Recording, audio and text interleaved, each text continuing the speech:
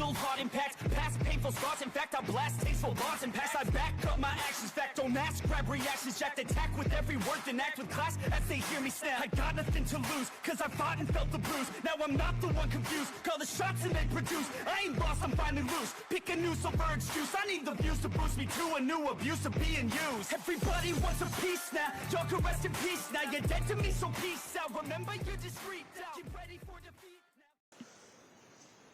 Alrighty. Hello everybody. This is Kirusho here. And now, whenever we last left off, Izuku Midoriya, he has learned a bit more about his powers and developed some new ones, especially one that I despise the most: clairvoyance. Since this ability gives you a Deus Ex Machina anytime you would need it. Now, with that being said, one thing I do want to mention. I did not realize that Magneto was connected to the Brotherhood of Mutants. I did not know their roster. I knew who they were, but not who their members are. I believe someone commented down who their members were in a previous video. So, to whoever did that, thank you. Because I do want to explain this. Magneto is not connected to the Brotherhood of Mutants in this timeline. He has heard of them, yes, and when they extended an offer for him to join them, he refused. However, he can understand what they do for mutant kind. They do go to certain extremes sometimes. However, he has to take care of the greater population and not interfere. In fact, he was even unaware of what they were doing now, with trying to assassinate the senator or the man they were going after. Now then, that was quite a mouthful. With that being said, a year and a half has passed. Or, yes, I believe a year and a half. Now, Izuku Midoriya, he has spent some time in Genosha. And in fact, he's spent his summer vacation here. Through the months of June, July, and August, I believe, in that order, Midoriya has been spending time here. It's already gone past his birthday of, I believe, July 15th, if I'm correct, on the character. He has had a whole lot of fun. People don't have to hide who they are. They are proud of their mutations. Along with that, Charles wanted to show the boy a place he can belong comfortably. Inside the mansion, you're just there, yeah, and you can just lock yourself inside. But that gets boring. And he could tell that everybody needed some time, so he brought them here. Magneto already got things set up for them, and they have places to stay. Midoriya's parents do find this place to be very strange. Apparently, they are some of the few visitors on the island who do possess quirks instead of mutations. They do get tourists, yes, but they don't feel safe there.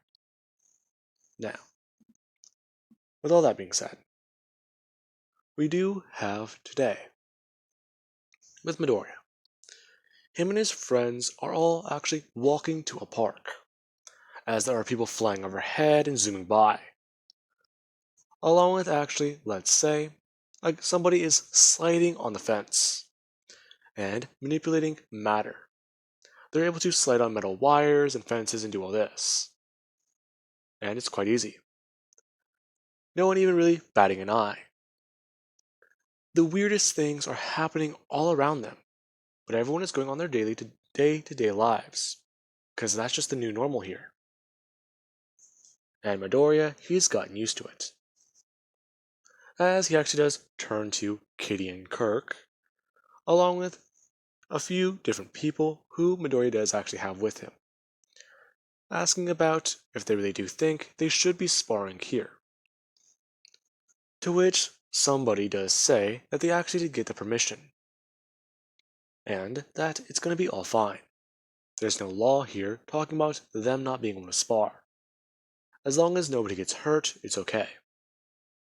Now, with that being said, Midoriya does actually think that it should be alright then. And they actually do head into the park. As 5 people do stand in front of 5 other people. And it's actually quite funny. As Midoriya, he stands in front of Sunspot. Somebody who kicked his ass the last time they saw each other. And Sunspot, who I believe was 4 years older than Midoriya, would be around the age of 17, or possibly still 16, is actually looking at this kid. And he does actually ask him what he's doing here. What are you doing here? I'm here for a 5v5. So am I. Midoriya quickly looking to his friends, as Sunspot does the same to his team. Now, Midoriya quickly does actually realize what this is, looking over at Kitty and asking if she knew about this. Oh, come on, Midoriya, of course I did. Besides, you know how hard it is to hide anything around you?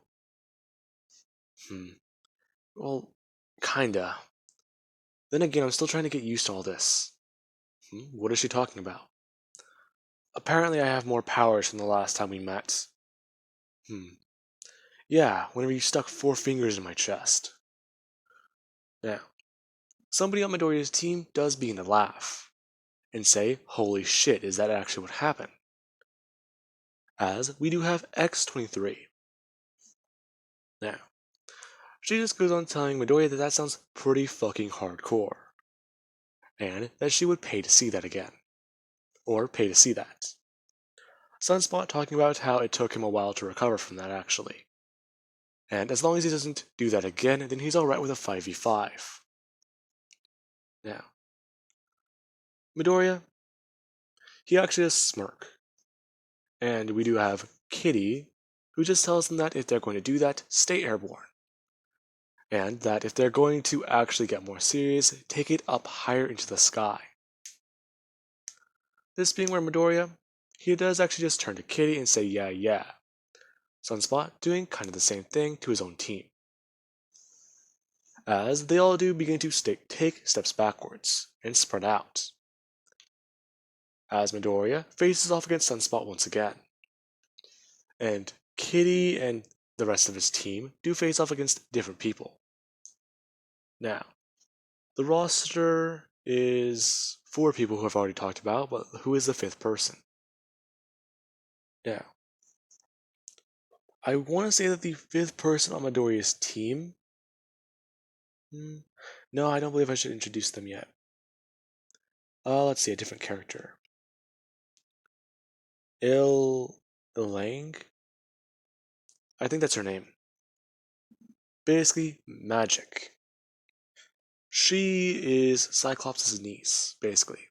I'll be introducing her on Midoriya's team.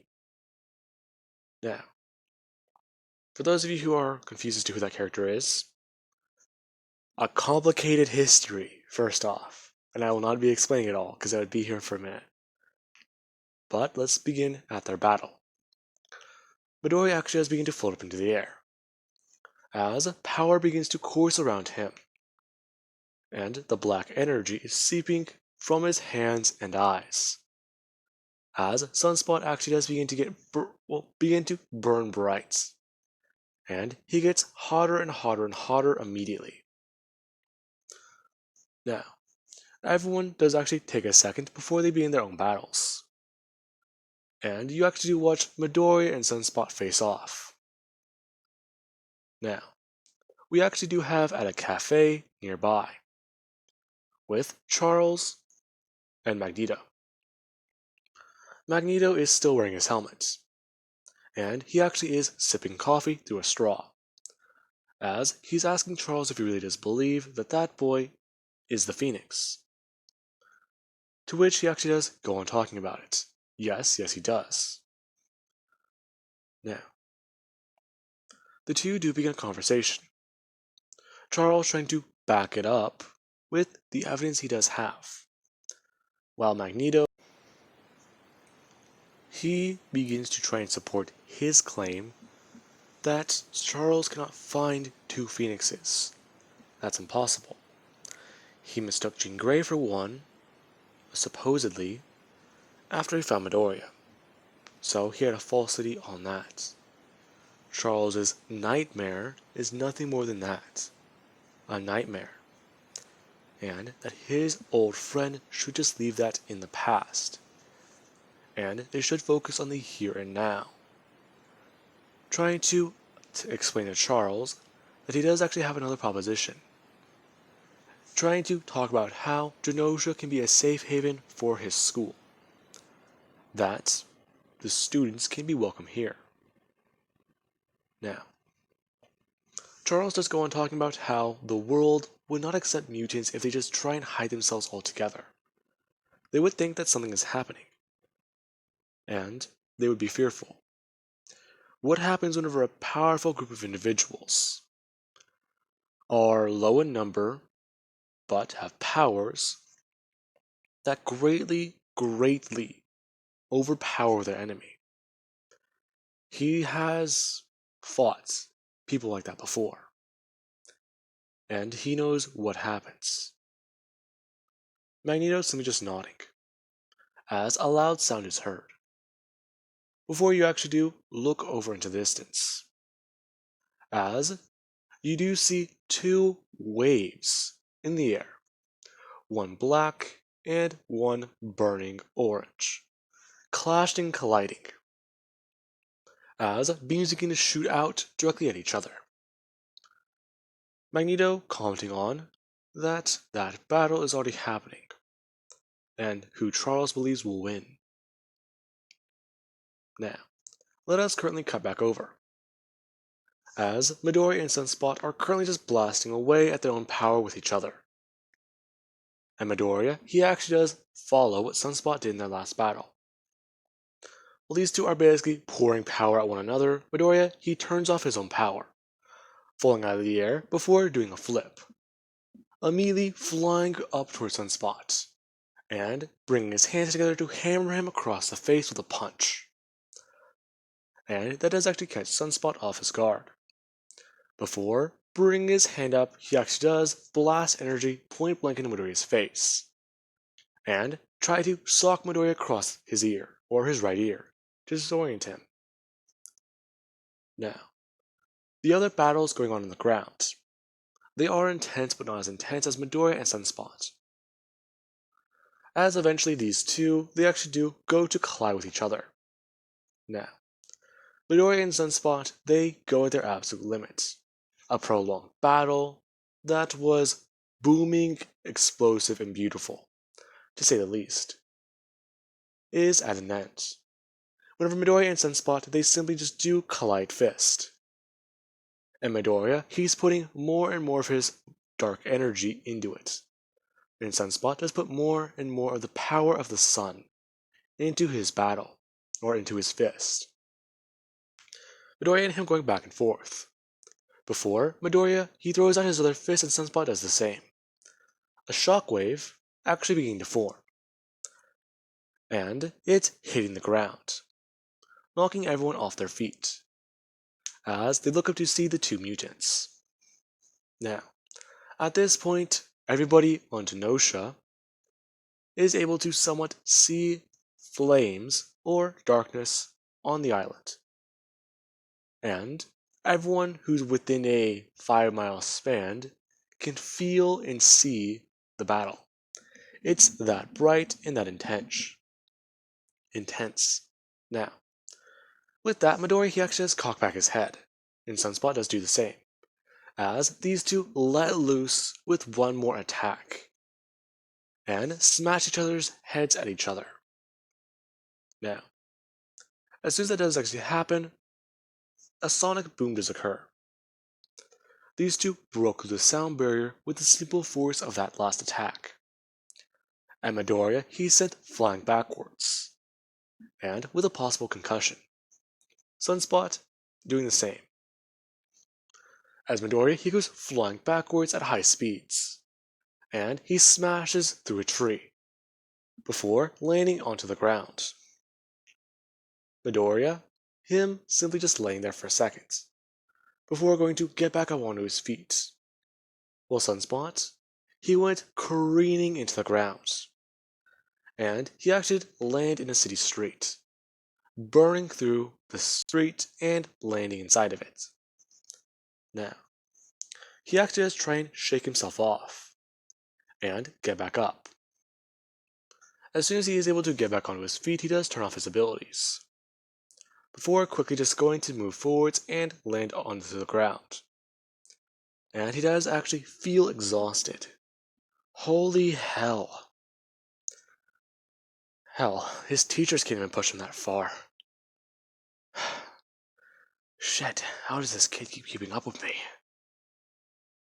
Now, Midoriya, he actually is laying out on the ground, and still somewhat dazed, as his team does actually come running up to him, and someone does actually help him onto his feet. Midoriya grabbing away at a hand that does come up, as X-23, or I believe her name is Laura, I'd have to look into that, she pulls him onto his feet, telling Midoriya that that was one hell of a thing. And Midoriya does actually accept the compliment, as Kirk does tell Midoriya that they really shouldn't go that far, and that Midoriya, he should just fight against somebody else. Yeah, probably, but even then, fighting that guy allows me to show off those powers. What do you mean, why? Well, I don't know. Firing off these strange blasts, they feel more comfortable. Plus, I don't really see any problem with it. Yeah, but what about phasing through during a battle? Oh yeah, I forget I can do that sometimes. But even then, I'm durable enough to not need to do that. Wait, X-23 laughing at the fact that Midoriya decides to take a punch just because he can. Now, in reality, Midoriya, he's just trying to impress somebody here. Midoriya was already made aware of the fact that Kitty might have a crush on him. Since back during the time, or whenever she was put in her past self's body, she basically exposed the idea. They end up together in the future, and Midoriya already did like Kitty. Their powers are similar, and Midoriya basically has some advanced versions of her abilities. So, there is the fact that he does want to ask her out, and she does always seem to be impressed by anything he can do. Now, Midoriya is trying not to let this go to his head, and they actually all do meet up with the other team. Everyone talking and laughing and having a bit more fun. As we do have Charles, who is actually monitoring the situation. Midoriya, being alerted to something, as he does actually look off to his right. And Charles, he's actually somewhat surprised. Midoriya noticed him. Midoriya just waving his hand and saying something without saying something, moving his lips. And Charles does actually read them.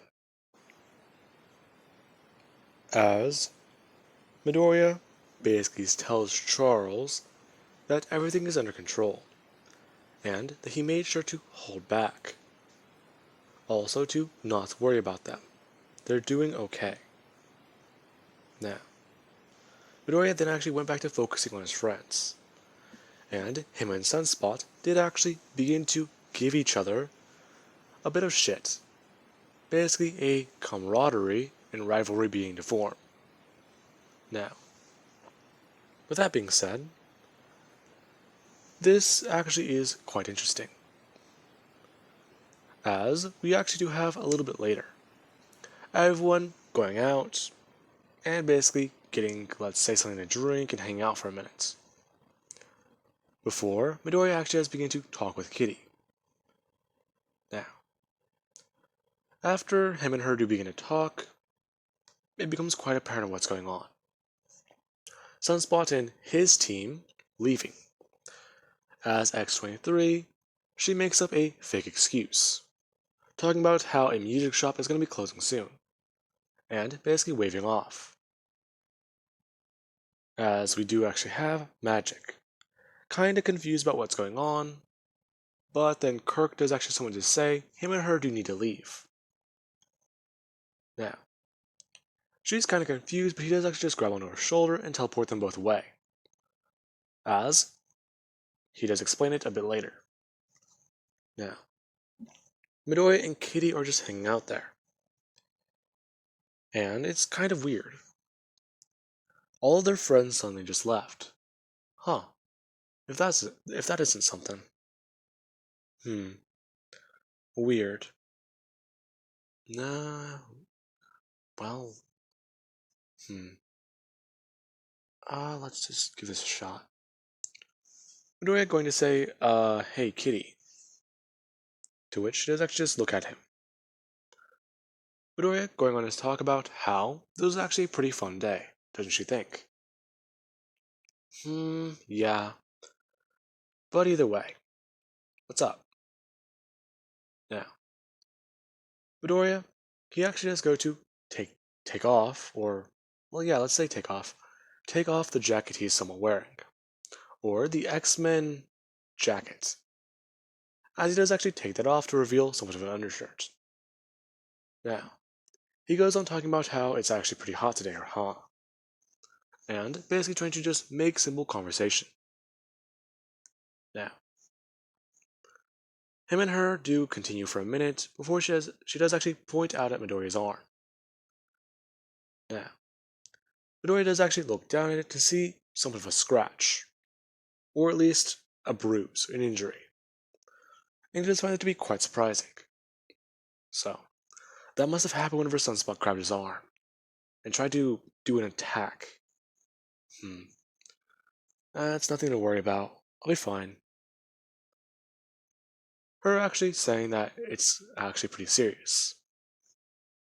Grabbing Midoriya's drink from off the table and actually putting it up to his arm. Him not visibly wincing in pain, but you can tell that he might be in pain. As she is somewhat just sitting there, holding his drink up to his arm, as she is very close. And Midoriya, he does actually go to grab onto the drink, grabbing her hand and simply just holding onto it. As he does actually begin to ask Kitty a question. So, hey,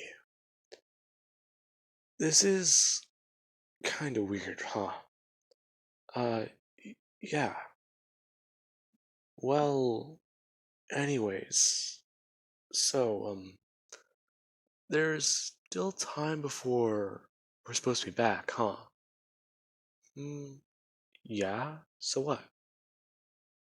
Well, do you wanna catch a movie? What do you mean?